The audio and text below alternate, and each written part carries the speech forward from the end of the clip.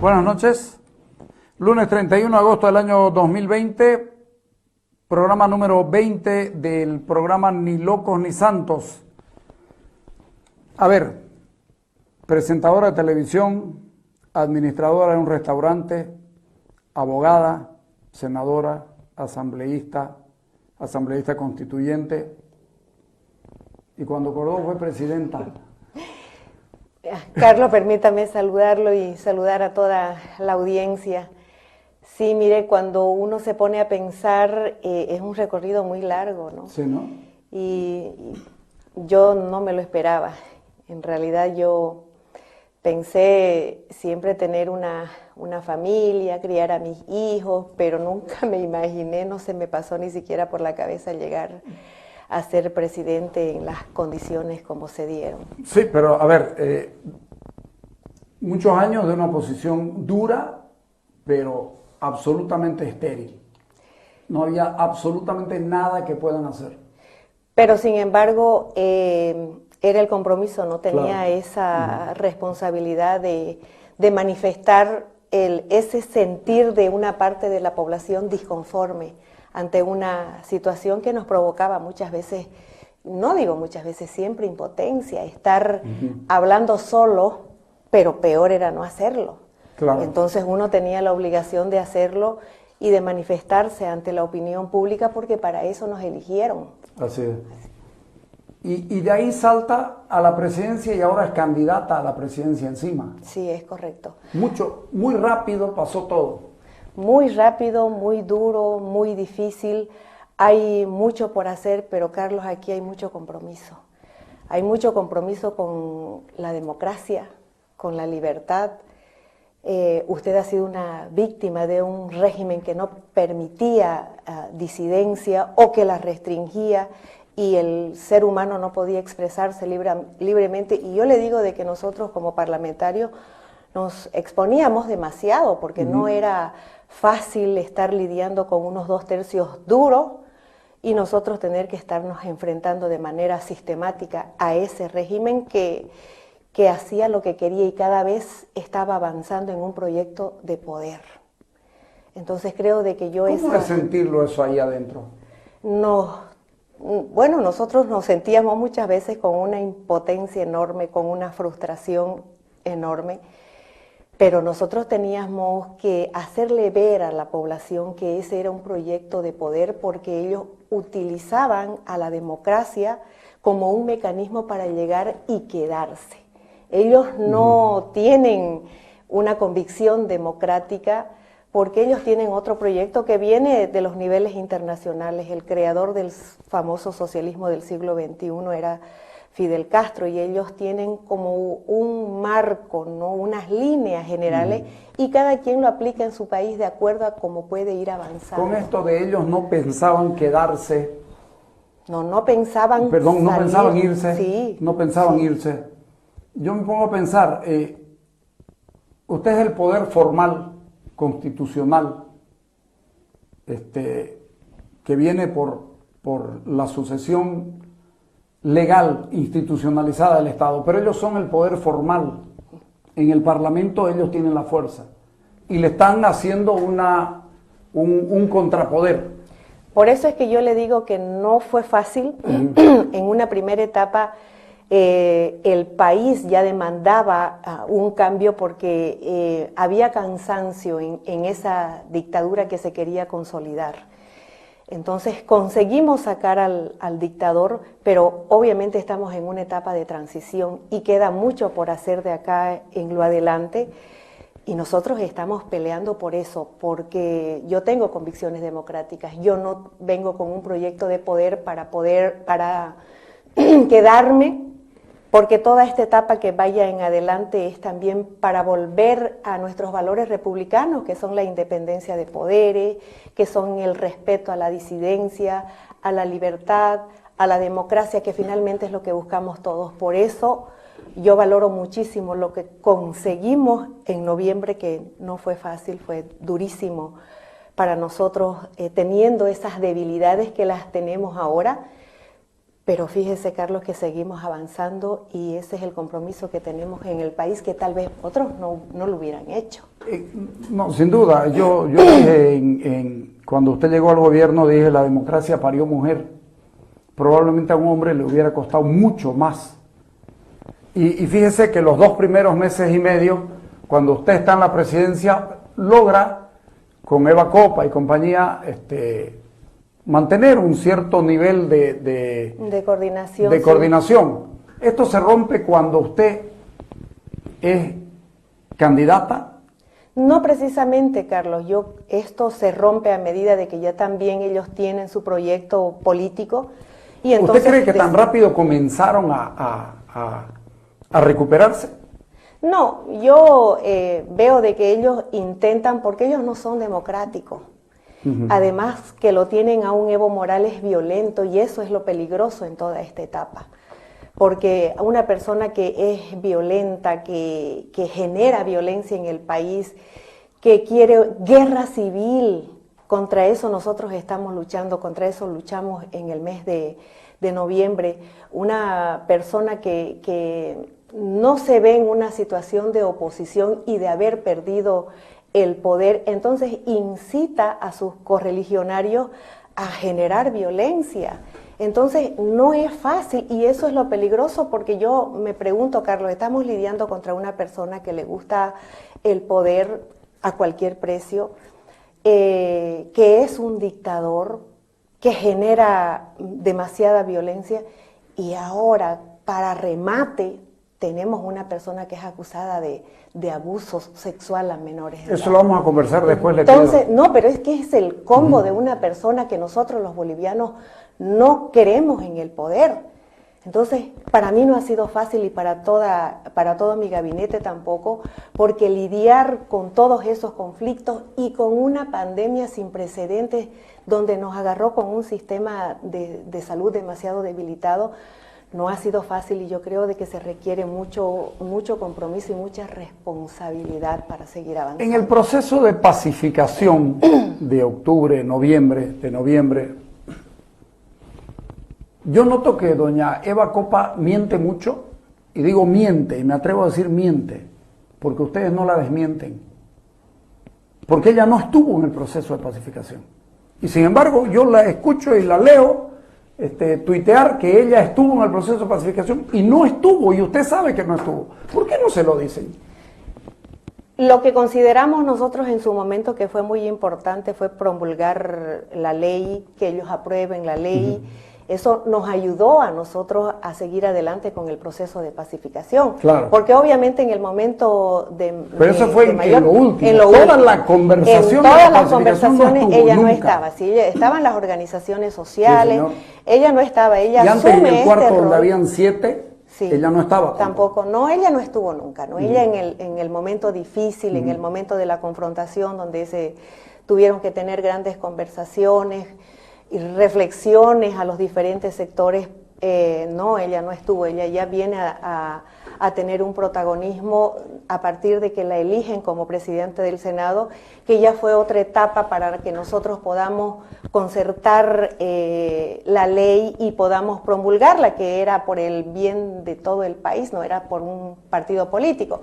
Pero luego me imagino yo de que ella ya también tiene un compromiso político y aspiraciones políticas y tiene que hacer pues ya méritos con sus jefes, ¿no? Con la gente más radical de su partido. Pero no era querida por su jefe. Nunca fue querida, ella era una persona invisible en el Parlamento, en el Senado Nacional, pero obviamente ahora ya es la presidenta dura, ¿no? del Senado y ahora se ha puesto en una postura de radicalidad que uno no lo entiende porque finalmente el proceso es para todos los bolivianos y es lo que aspiramos todos, ¿no? Entonces, ¿usted no cree que la ruptura con ella haya sido el hecho de ser candidata? Porque antes de ser candidata usted era la adulada de todo el mundo. Y fue candidata y comenzó a estorbar. Estorbo ahora porque soy el blanco de los ataques de todos, ¿no? Pero creo de que nosotros hasta ahora hemos avanzado mucho en el tema de volver a un sistema democrático, a reencauzar el sistema democrático con la primer pacificación y con esta segunda que también fue dura, donde fuimos muy criticados por los radicales y muy criticados por los que querían también una guerra civil en una pandemia. Pero gracias a Dios nosotros no perdimos. Le cuento que yo fui muy crítico a eso y no soy ni radical ni quería guerra civil, pero yo creo en el Estado. Y yo creo en la presencia del Estado y en la necesidad que tiene el Estado de decir aquí estamos nosotros y ustedes no pueden hacer lo que están haciendo. Pero Carlos, ¿cuáles fueron los resultados? No. Y eso, que le salió bien, eso lo reconozco. ¿Y qué cree usted de que nosotros sentimos como gobierno en ese momento? Y yo, yo la entiendo. La carga que tenía en ese momento y estar optando por la vida, por la no violencia, porque eso era lo que quería Evo Morales y el MAS. No, sin duda. Una guerra civil, un muerto para que se genere de nuevo la violencia, y nosotros tuvimos de que, pensar en dialogar, en reflexionar, aguantarnos, porque no crea que nosotros no sentíamos la misma necesidad en momentos de salir también a enfrentar violentos que querían en semejante situación violencia, sangre, muerte. Eso es lo peligroso con Evo Morales. El orden legal a veces requiere fuerza. Exacto, pero nosotros, fíjese usted de que optamos por no darles ese gusto porque se hubiera descompuesto todo, porque ellos eso era lo que buscaban. Entonces la paciencia, y yo creo de que usted se ha dado cuenta de que yo soy una mujer de fe. Entonces sí. Yo pongo toda mi fe en Dios y pedía que nos dé la sabiduría necesaria para no generar mayor violencia, porque los bolivianos en una situación de pandemia y de tanta necesidad, producto de la pandemia, pues no estábamos como para enfrentar un problema más de violencia. Y yo creo que eso fue perverso, Carlos, canalla, porque la gente en este momento requiere solidaridad, requiere que nos ayudemos entre todos. ¿Cómo se enfrenta este momento? Duro, muy duro. Yo no tenía ni la más peregrina idea de que podía enfrentar una situación de violencia como la de noviembre, venir con una pandemia como la que nos ha venido, que genera muchas necesidades económicas, y todavía enfrentar otra situación de violencia. Créame de que no es un buen momento para querer quedarse en el poder, pero las cosas no se tienen que quedar a medias. Y nosotros hemos luchado contra la violencia, estamos peleando con la pandemia, estamos avanzando porque estamos haciendo cosas en salud que no se habían hecho, no solamente en los últimos 14 años. Cuénteme, porque uno puede decir una cosa y no reflejarla bien. ¿Cómo es la cuestión de salud en el estado que ustedes encontraron? Muy débil, muy triste, descuidada para enfrentar una situación de tanta necesidad. Imagínese yo, mujer y madre, que uno ligerito pues se pone en el rol de madre. En este caso puedo ser mandataria, pero yo me considero un ser humano más madre que otra cosa, y entonces uno se pone en la situación de la gente necesitada, los hospitales tan débiles, y eso nos llevó pues a redoblar esfuerzos, a tener que crear hasta ahora 7.500 puestos en salud. Eso es histórico en nuestro país. Sí. El tema del 500 respiradores, y todavía tenemos pendiente una tandada más. El hecho de estar habilitando hospitales, camas, más de 1.000 camas para los diferentes hospitales. Obviamente que necesitamos mucho más, y hoy, Carlos, nosotros hemos estado acá en Santa Cruz también en esta etapa del rastrillaje, y le estamos llevando a los barrios, a las familias, las bolsitas de remedio, que es muy importante para los posibles enfermos asintomáticos o con síntomas leves para este contagio, quienes pudieran tenerlo. Entonces ha sido algo muy sistemático lo que se ha hecho en salud, y a eso... Sobre salud.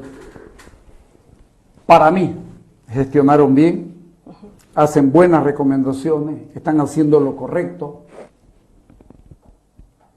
pero están atravesados por la corrupción. ¿Qué pasó? Pero mire ¿Qué usted pasó? que No lo pueden evidentemente parar. yo me sentí muy indignada porque en una situación de necesidad eso no debió ocurrir. Pero hemos actuado también, Carlos. Imagínese usted tener a nuestro ministro en ese momento directamente en privado de libertad, en las celdas de la policía. Yo hubiera querido que no hubiera sucedido nunca, pero estas cosas escapan muchas veces de nuestras manos. No. Pero actuamos. Eso es lo que hicimos, fue actuar en su momento y de manera implacable, ya pues la justicia... ¿Cuánto ha avanzado la justicia en esto? Porque uno siente de que llegaron ahí y no pasó más nada. No, de hecho es que hay procedimientos que son un poco engorrosos por el hecho de estar notificando a la empresa. El ministro de Salud ayer justamente me estaba informando de las notificaciones a la empresa de que podían llegar a ciertos acuerdos con la empresa. De hecho, el país no ha perdido económicamente hablando. Pero han comprado unos respiradores que no sirven. Es que en realidad no se ha hecho la compra por parte nuestra.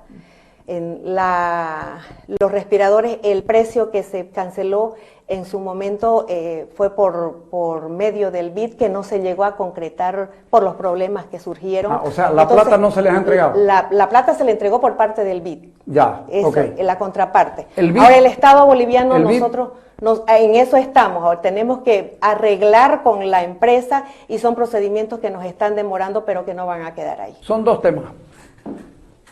Y siempre en salud, que son el sitio más duro que hay, porque apropiarse de un peso o de 1000 en semejante pandemia es un crimen triple. Exacto. Los respiradores que llegaron de España, algunos no se sabe dónde están, por si no lo han contado bien. Algunos no se saben dónde están. Y el otro, el tema con China, con los otros respiradores, que por ahí hay una exageración en el monto, 7 millones de dólares.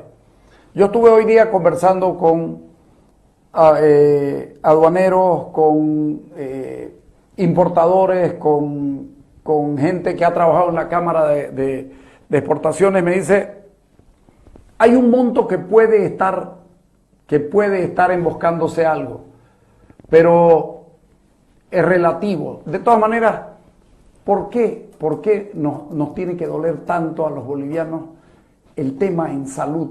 Porque es lo que están comprando desesperadamente a lo que dé lugar. Le voy a dar un dato para que más o menos se tranquilice. En febrero, un barbijo costaba 5 centavos de dólar. 5 centavos de dólar en China. En junio, el mismo barbijo costaba 24 centavos de dólar. Se lo digo porque un importador me lo dijo a mí. Y yo lo pongo como referencia para que se vea que efectivamente pueden haber subido. ¿Cuánto de esto le han explicado a usted? Nosotros ese detalle lo tuvimos en cuenta desde que estábamos en la emergencia, durante todo el tiempo. Día que pasaba y que nosotros no hacíamos los trámites, día que subían los respiradores. Y eso no era solamente en Bolivia, era a nivel mundial. Sí, claro. Entonces, en una primera etapa, a nosotros se nos cayeron la compra de unos respiradores y a los 2 días estaban elevadísimos, como que hasta llegaron a 35.000, sí. 40.000, pero eso era por el mismo momento. Mientras nosotros estábamos viendo los mecanismos por la urgencia de comprar y nos demorábamos, los respiradores subían como lo hacían con todos los equipos de salud, sí. Incluyendo lo que usted habla de barbijo, eso sucedió en su momento.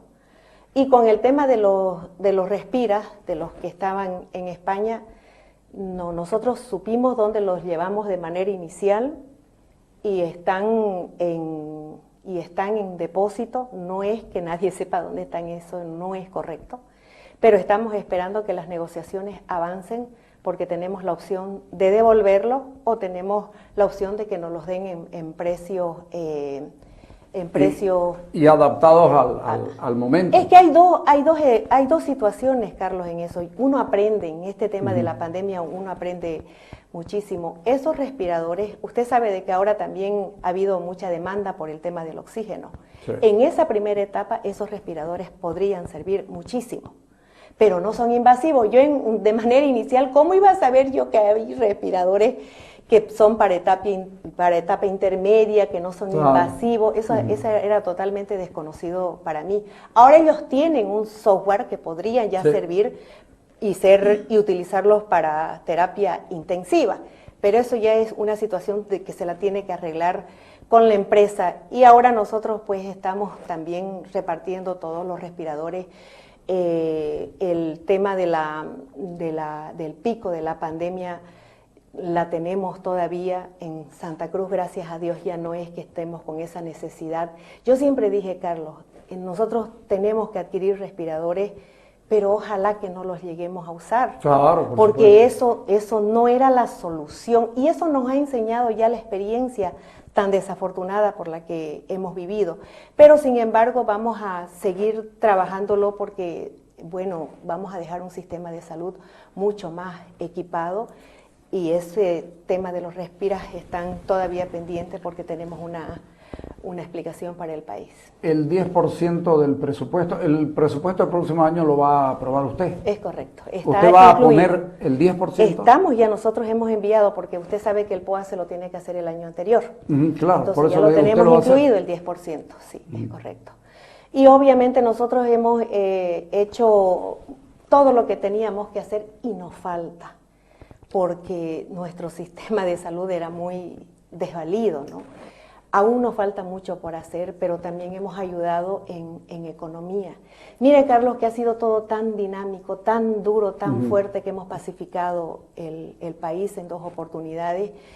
Hemos enfrentado esta pandemia y estamos todavía con una situación económica, pero que no sabemos qué. Permítame, yo comparto con usted que pacificaron el país.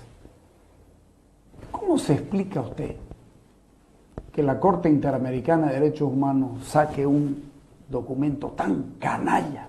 Porque para mí es canalla, terriblemente canalla, negador absolutamente de todo lo que pasó aquí. ¿Cómo entendemos eso? Porque ellos tienen una línea. Usted sabe de que hay gente tremendamente irracional de izquierda que está ocupando puestos claves en una institución que es tan delicada y que debería ser imparcial.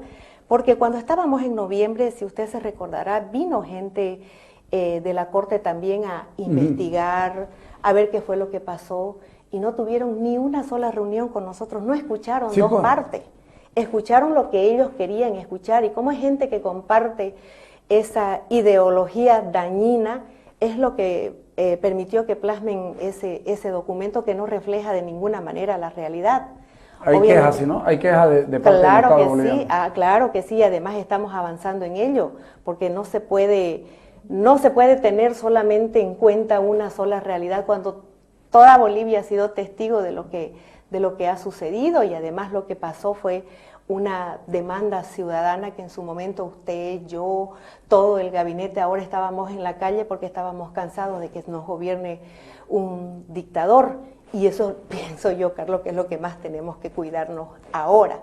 Y usted me dirá, yo pregunto a usted, le pregunto al ciudadano, ¿será que un señor Carlos Mesa va a defender o va a enfrentar a un Evo Morales tan agresivo que quiere guerra civil, que quiere sangre, confrontación entre bolivianos? ¿Será que Carlos Mesa lo va a hacer?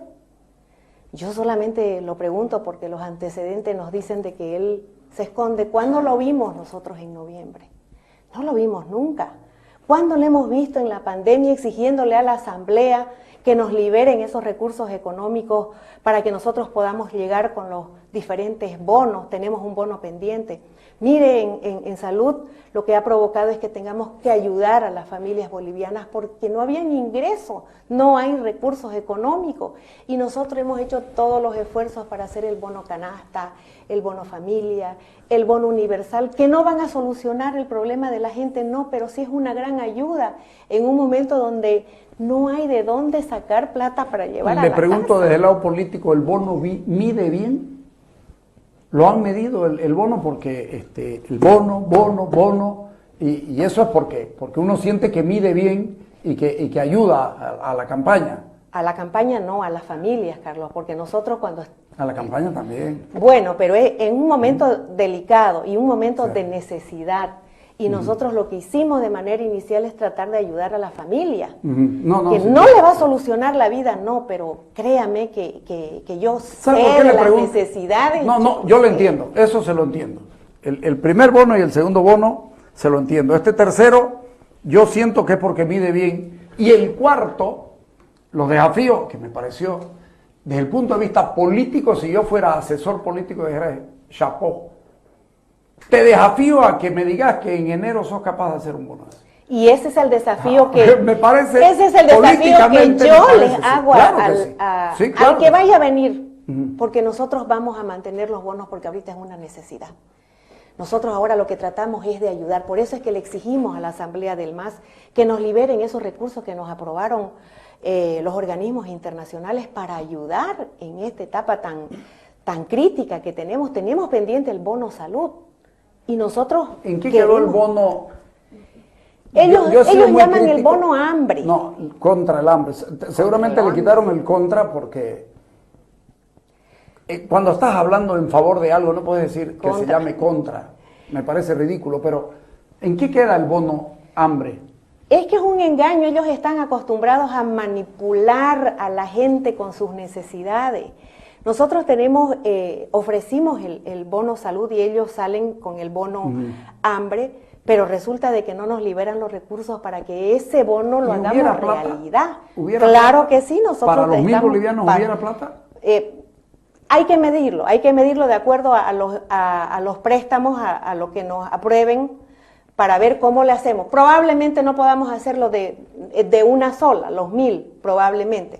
Pero tenemos que ayudarle, pero necesitamos que nos liberen el dinero, porque ellos no pueden decir, aprobamos mediante una ley, pero no hay la fuente de financiamiento. Eso es engañar a la población y engañarle en una necesidad tan grande. Por eso es que seguimos insistiendo y lo vamos a seguir haciendo porque necesitamos ese dinero y la gente... Van a llegar a 12 millones de personas por total. Ahora tenemos, si estoy bien, hasta ahora tenemos... 9.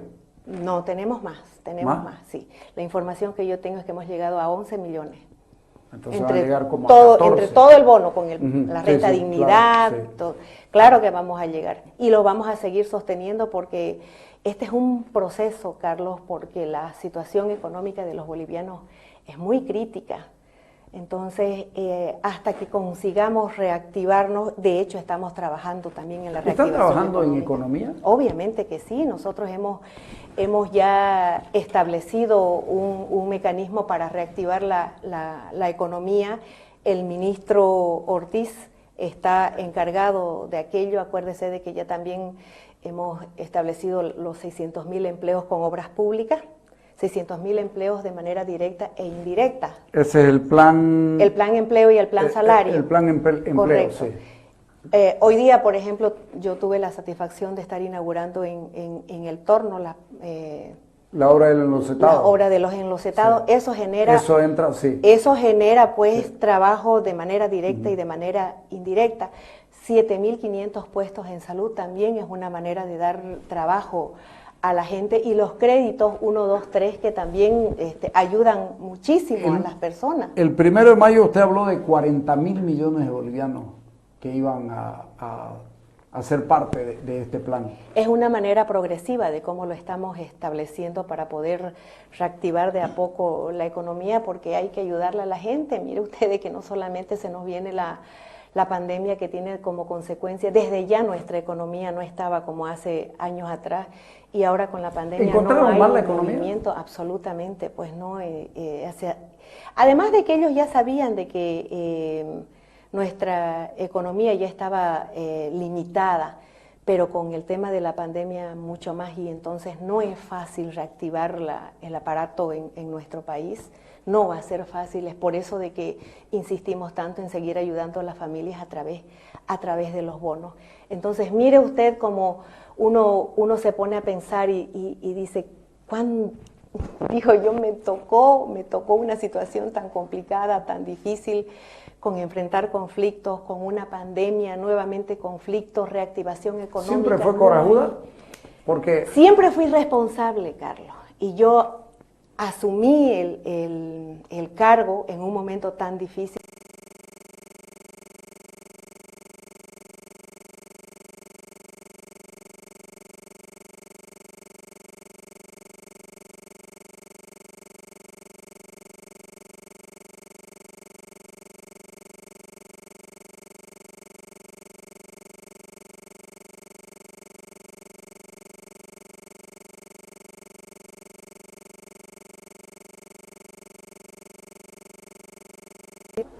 en el sentido, usted y yo somos Canvas y este es mi manso. Es decir, es la persona a la que usted,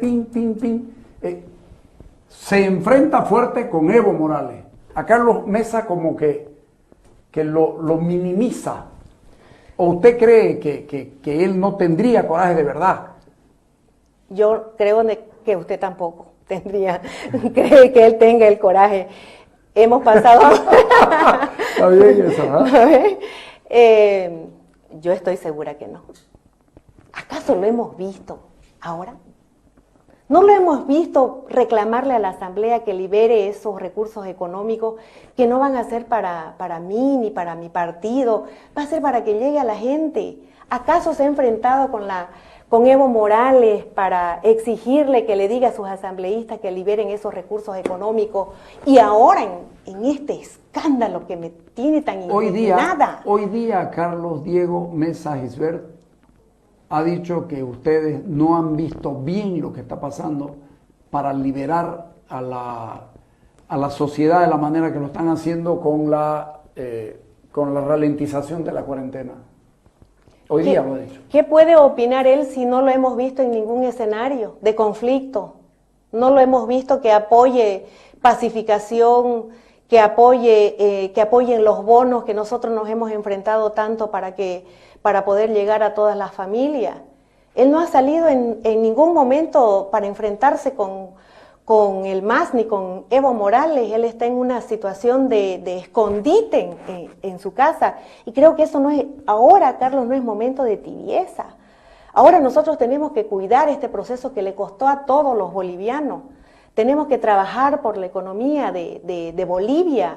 Tenemos que consolidar nuestra democracia en el país. Ese conjunto de situaciones que nosotros nos ha tocado llevar adelante es lo que me hace a mí tener la responsabilidad de continuarlo.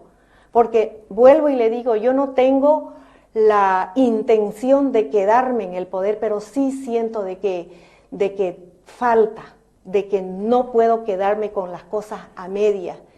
Y ese es el objetivo que yo tengo. Con varios economistas coincidíamos que el plan empleo de mayo es un plan para 5 años y no para... Por eso, si usted se recuerda, Carlos, en todos los mensajes que yo emití, dije de que ese era un compromiso para nuestro y para el gobierno que venga, pero que nosotros estábamos con esa proyección.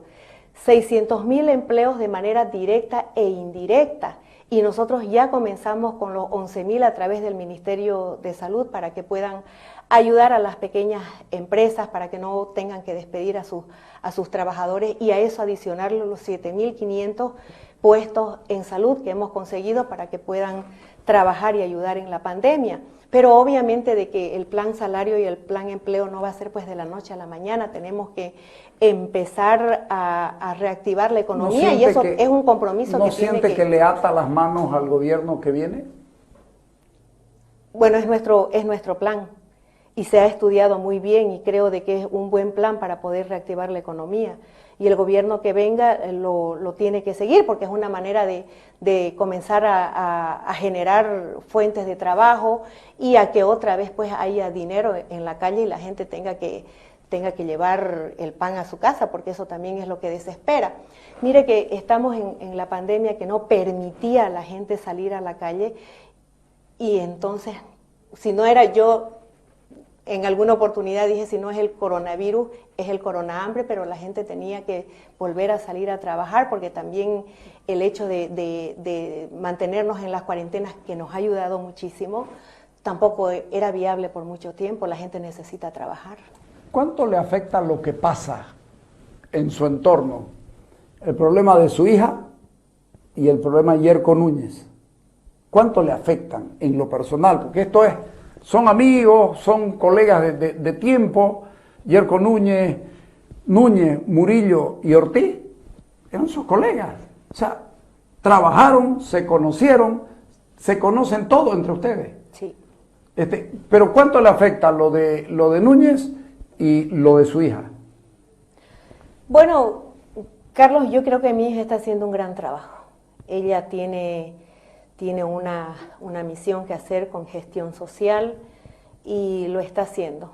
Y Yerko es el ministro de la Presidencia. Pero sí, pero lo que pasó. Mire, Carlos, en el avión muchas veces hay cosas que se malinterpretan. Si usted está haciendo una misión oficial a algún lugar y si alguien por alguna necesidad le pide a usted trasladarse, si el viaje igual lo va a hacer lo mismo. Entonces yo digo, no sé, incomodar por una situación así. La experiencia nos dice que no lo vamos a volver a hacer o que ellos no lo van a volver a hacer. Pero el traslado de Yerko Núñez haciendo una gestión a Rurrenabaque y volviendo a La Paz era el mismo, el avión iba a venir igual. No, estoy de acuerdo, pero hay cosas que hoy ya saben que no las tienen que hacer porque no son correctas. Sí, exacto. Ahora, y esas cosas son las que yo también he recomendado que no se vuelvan a hacer porque nunca, económicamente a nadie le ha afectado porque el trayecto era el mismo. Y no que fue un avión precisamente a hacer algo ilegal, traerla a la chica. A traerla. No ha sido una situación así y lo propio fue con mi hija. El avión igual tenía que venir. La diputada Torres es una diputada que tiene una enfermedad base, de hecho ahora está saliendo de un coronavirus muy duro, y yo la aprecio muchísimo.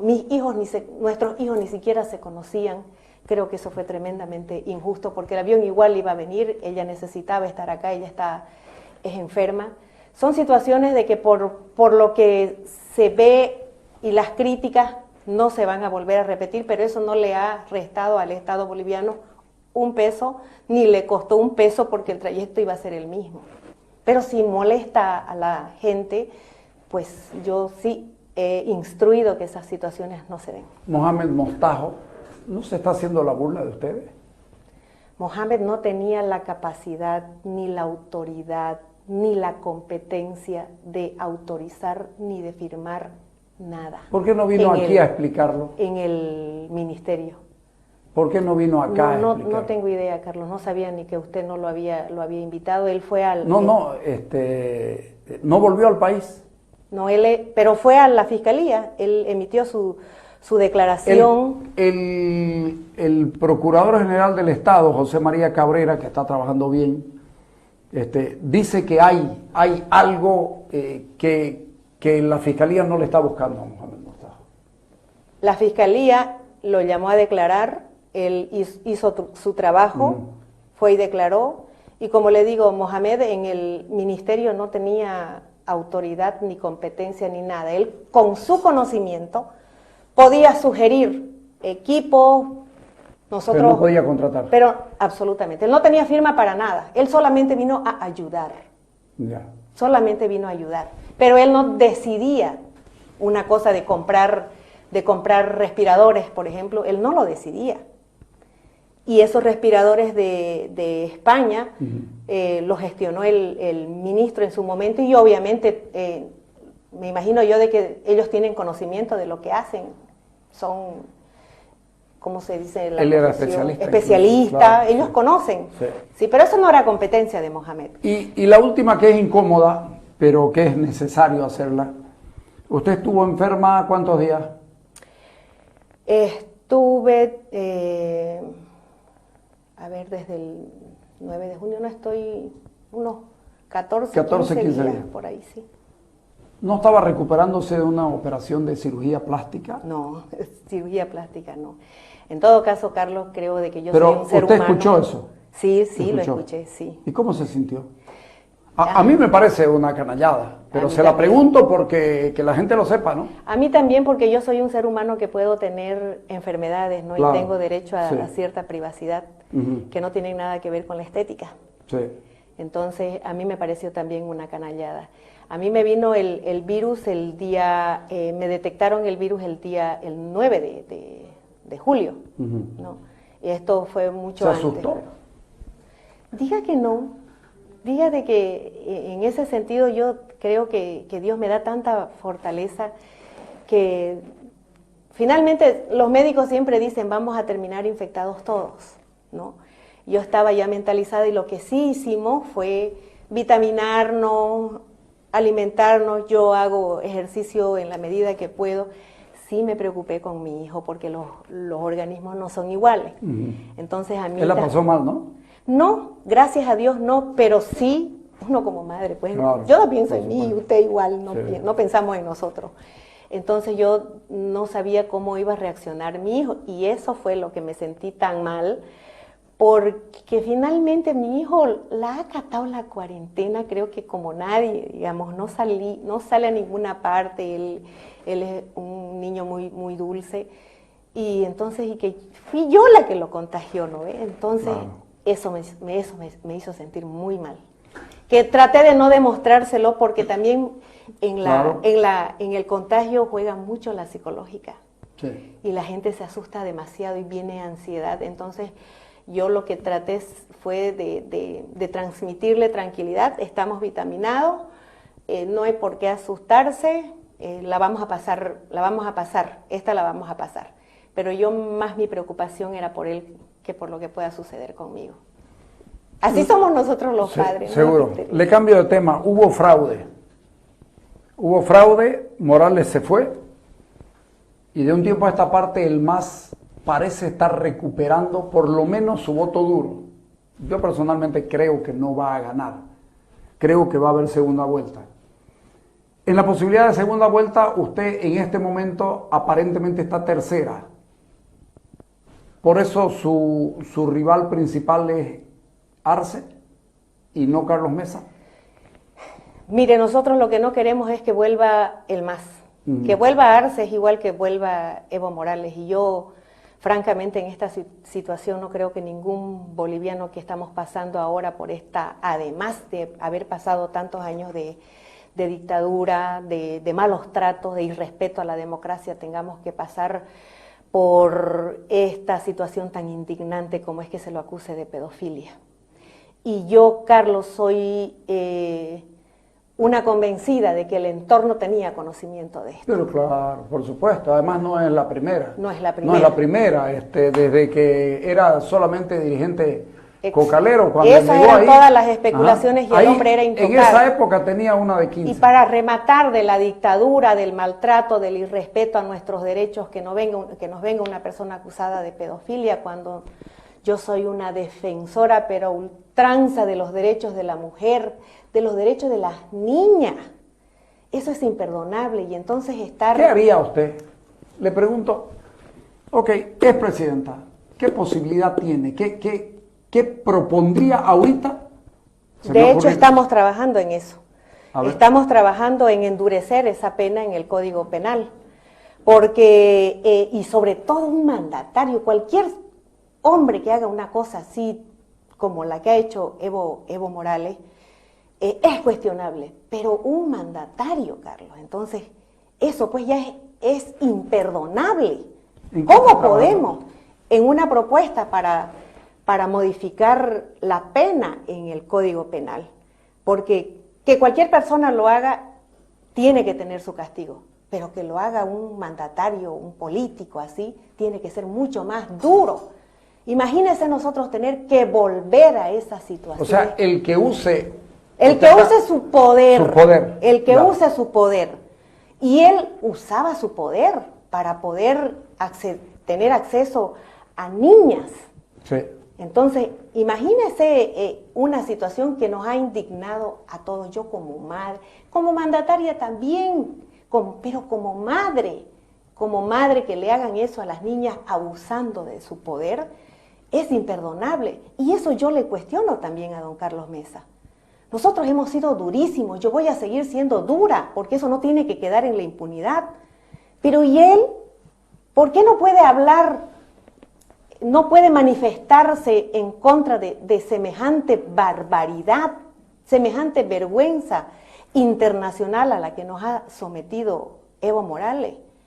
Pero ahí está, siempre tibio, siempre exquisito en sus expresiones.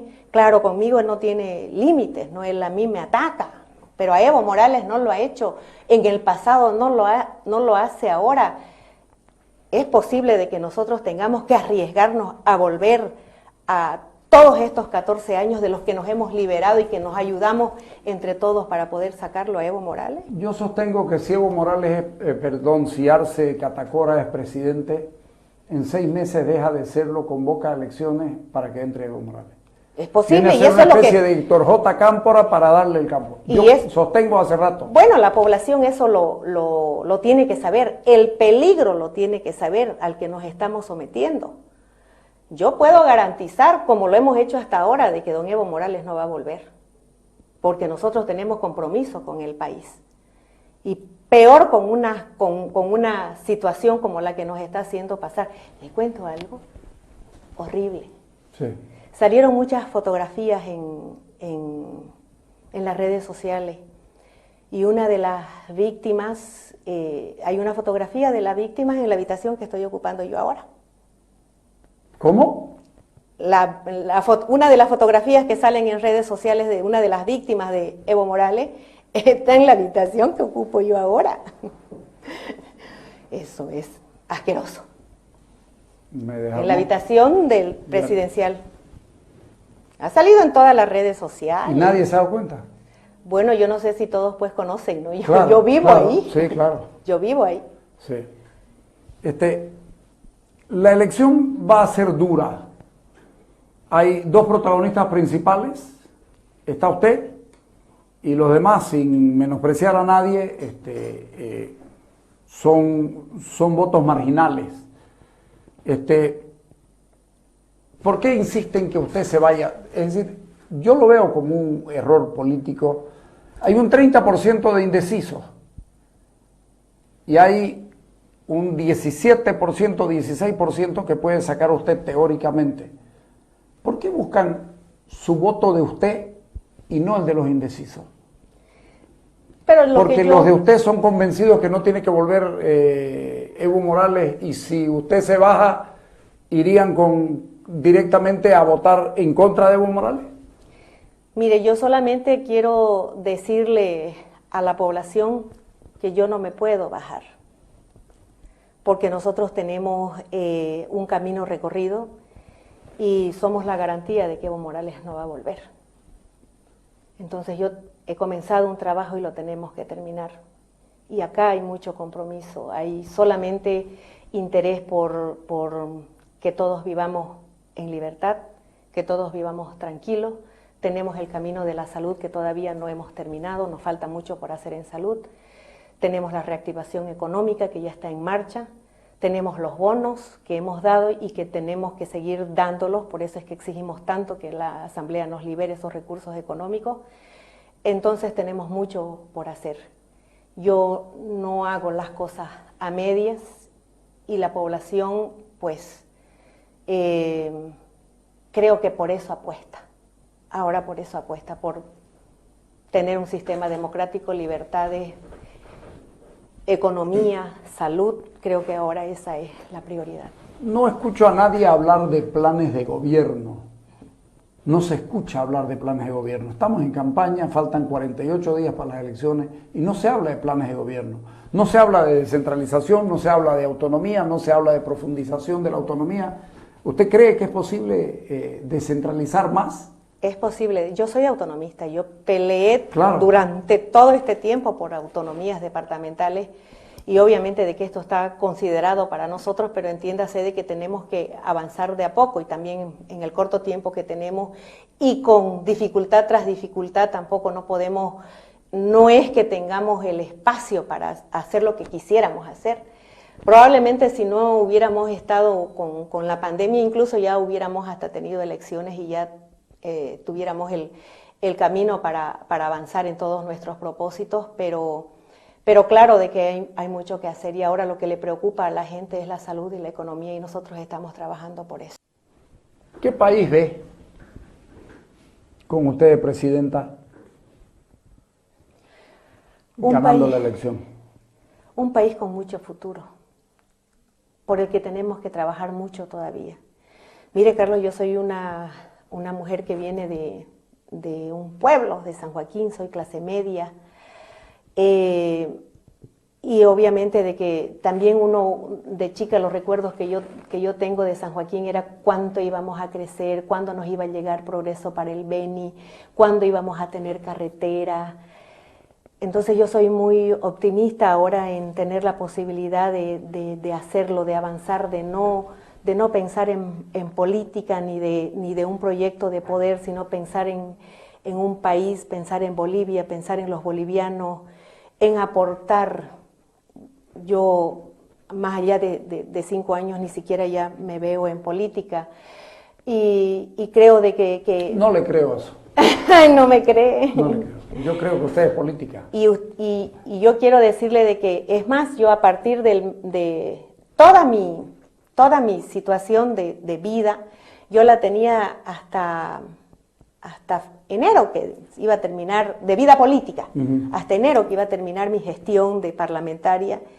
Y yo ya estaba como que con otras ideas, tenía otros planes, otros proyectos, que me iba a imaginar yo estar en esta situación que estoy ahora.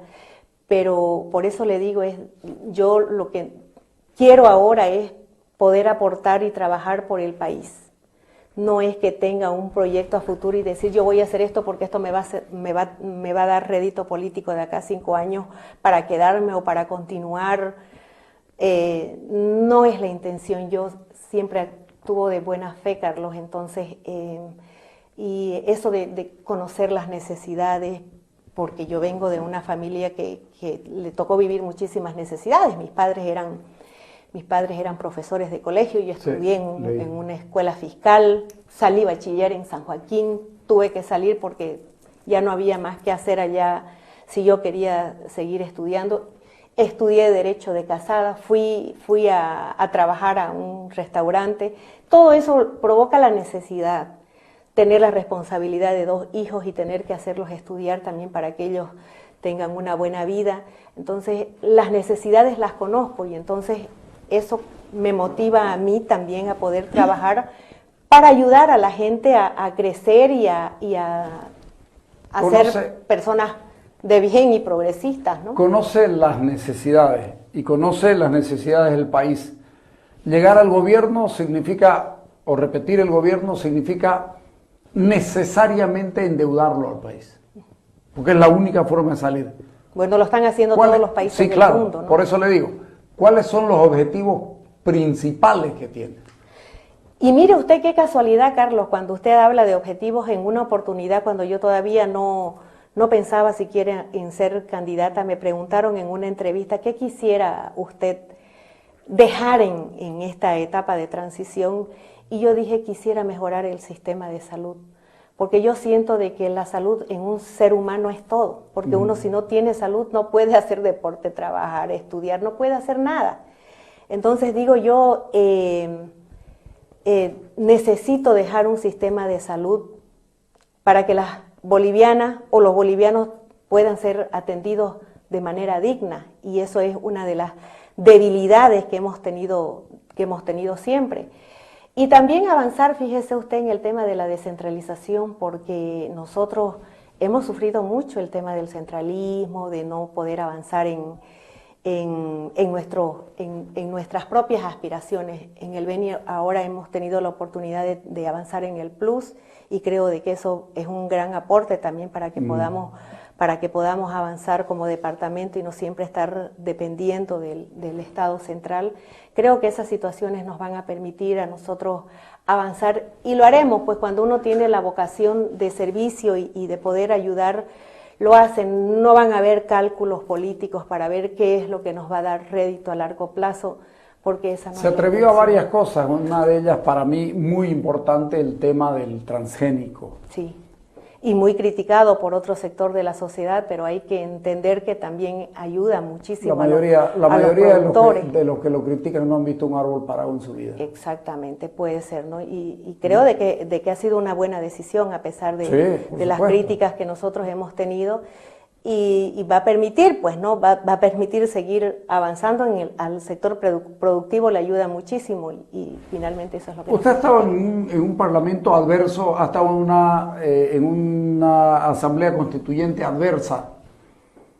La correlación de fuerzas en todo caso ya no va a ser la misma. Estoy segura que no va a ser la misma. No va a ser la misma. Claro que sí. No podemos retroceder en todo lo que hemos avanzado. Ya. Y nosotros todos apostamos por libertad, democracia, trabajar de manera libre, sin presiones de ningún tipo. Entonces, creo de que todos estamos hablando el mismo idioma, porque también han habido muchos oportunistas que lo que han hecho fue aprovechar de este proyecto de poder, que lo que pretendía era quedarse, ¿no?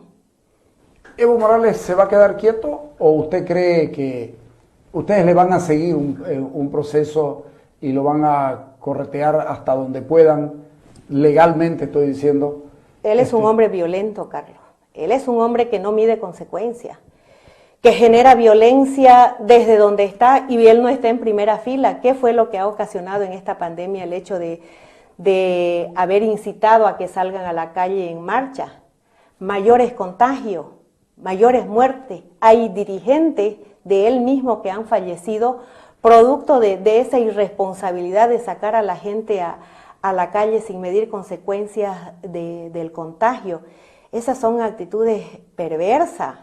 Nosotros haciendo los mayores esfuerzos por llevar adelante una cuarentena, cuidando la salud de todos los bolivianos, y él incitándolos a la calle a generar violencia, desestabilidad, a que se contagien y provocar muerte.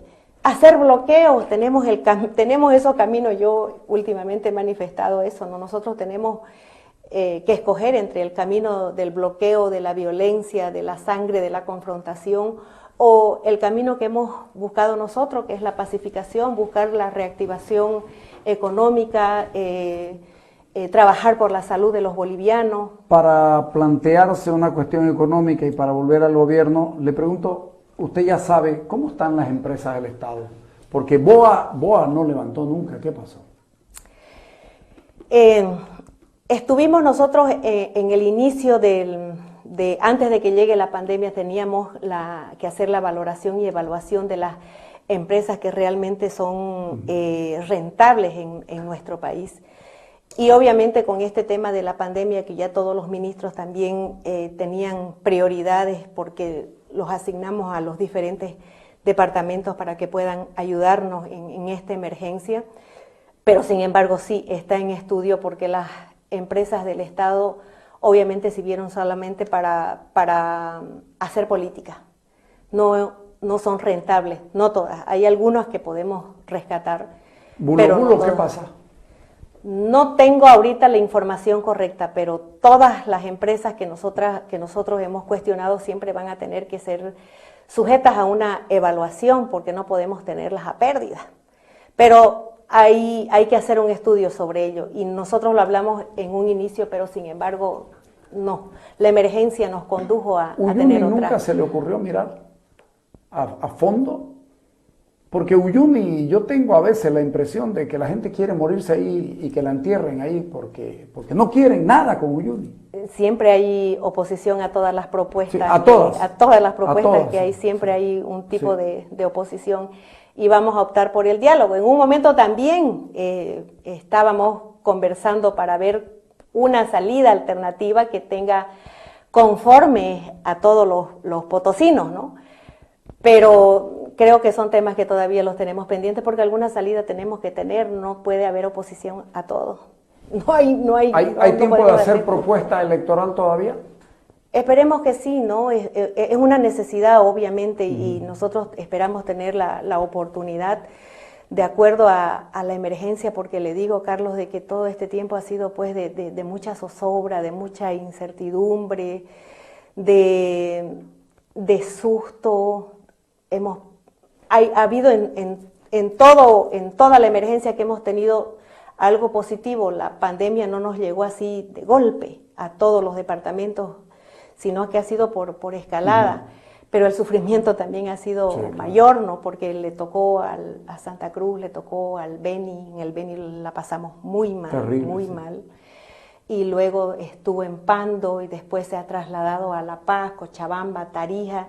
Entonces creo que nos ha mantenido demasiado tensos y demasiado ocupados todo este tiempo. El tema de la pandemia, la reactivación económica. Ahora nos hemos estado manejando por prioridades. Desafortunadamente la situación se nos dio de esta manera. Si no hubiera sido la pandemia, su gobierno hubiera sido otra cosa. Obviamente, ¿no? La pandemia nos ha cambiado a todos y nos ha obligado a ser más creativos, a buscar recursos económicos, a ver cómo podíamos ayudar a las familias bolivianas. Y créame de que no ha sido fácil, por eso cuando usted me decía que no hubiera querido ser presidente, yo le digo, no ha sido un buen momento para decir yo quiero ser presidenta y peor, me quiero quedar. ¿Le costó aceptar la candidatura? Porque no es un buen momento, ¿no? Pero yo tengo un alto sentido de la responsabilidad y hay cosas que se tienen que terminar de hacer. Y así como lo asumí en noviembre, lo asumo ahora y mi compromiso es seguir adelante. Si no llegara a ser segunda o primera, ¿apostaría por el voto útil para que el equipo de Evo Morales no vuelva al poder? Yo espero que no tengamos necesidad, después de los últimos acontecimientos y actitudes tibias en una situación como la que estamos viviendo, yo espero que no tengamos esa necesidad porque los bolivianos creo que sabemos qué es lo que queremos y lo que no queremos es que Evo Morales vuelva. Eso para nosotros está claro. Y yo puedo decirle, Carlos, de que estando yo en el gobierno, Evo Morales no tiene ninguna posibilidad, ninguna. Lo enfrentamos una vez, lo enfrentamos una segunda vez y lo vamos a enfrentar las veces que sean necesarios y todos los delitos que haya cometido no van a quedar en la impunidad. Lo dejo ahí. Me faltan unos minutos, pero lo dejo ahí. Le agradezco muchísimo. Gracias a usted. Y es un gusto conocerla. Igualmente, ¿Ah? igualmente, un gusto. Okay, ya. Vámonos.